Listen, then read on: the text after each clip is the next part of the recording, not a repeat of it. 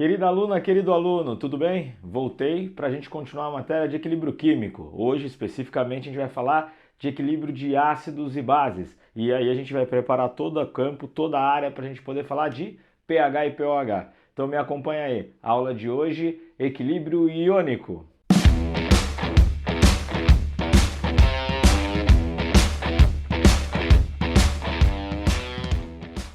Bom, em equilíbrio iônico, o que nós vamos estudar, o primeiro passo do equilíbrio iônico é a gente poder entender o equilíbrio da água. É isso mesmo, a água sofre algo chamado autoionização. O que é autoionização? A água pura, só água dentro do recipiente, sem nenhum tipo de sal, nenhum tipo de íon, nada lá dentro, ela sofre um processo chamado autoionização. Ela se separa liberando H+, e OH-. Então, a água, ela se separa, a gente tem a molécula de água assim, né? Uma molécula de geometria angular, um hidrogênio se separa, deixa seu elétron, então você tem uma separação da molécula em H+ e OH-. Uma vez que isso acontece, o H+ e o OH-, embora aconteça uma porcentagem, né, ela tem um grau de ionização baixíssimo, a reação é reversível.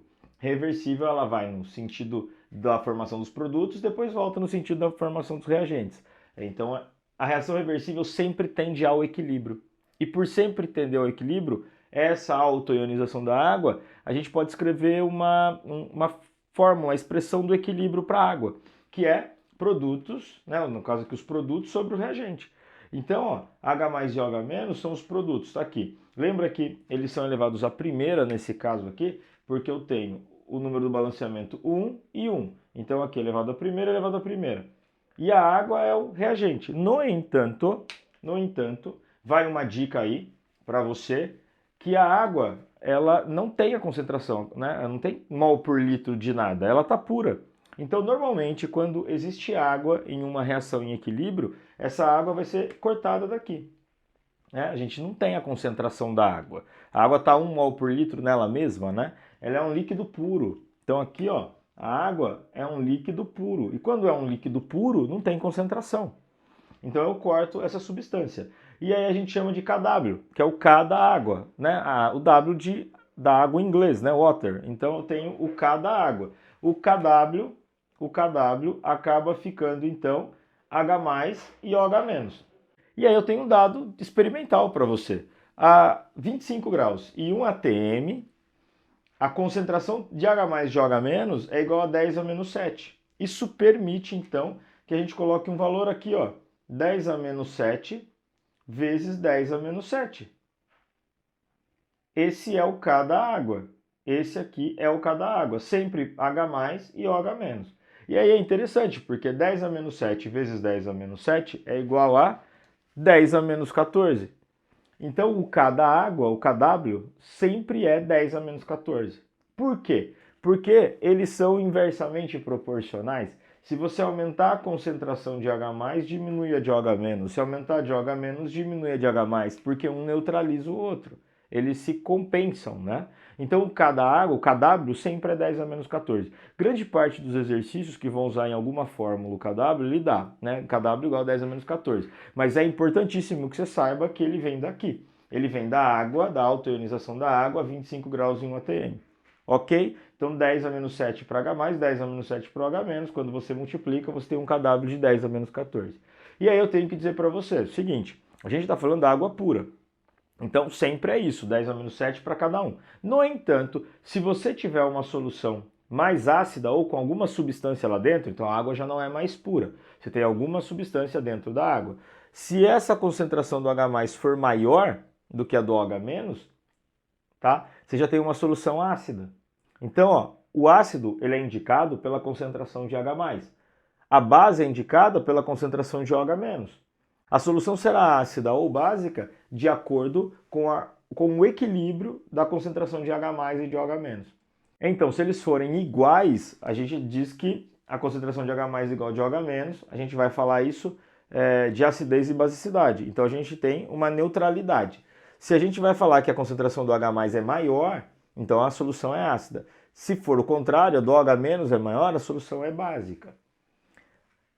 Aí eu passo para o segundo momento. Então a gente entendeu o KW, beleza, grava isso, o KW, as informações estão aí.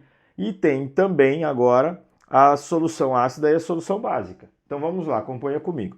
Vamos supor que a essa água aqui que a gente está estudando foi adicionada uma concentração de HCl. O HCl foi colocado, misturado com a água. O que vai acontecer com o ácido? Libera H+, e Cl-. Isso é a dissociação, né, ou a ionização do ácido. Tem mais disso na aula de funções inorgânicas, né? Falando sobre ácidos e falando sobre bases. Aí eu tenho liberação de H+, e Cl-. Isso aí também ocorre reversivelmente. Então a reação vai e volta. É possível escrever o equilíbrio. E aí o equilíbrio ele ganha outra letra, ele ganha o A. Por que ele ganha o A? Para indicar que é de um ácido. Que eu estou fazendo o equilíbrio químico de um ácido. Mas a regra de equilíbrio é toda igual. Tudo que a gente já estudou nas aulas anteriores sobre equilíbrio químico vai se repetir aqui. A diferença é que eu uso a letra A para ácido e a letra B para base. Só isso.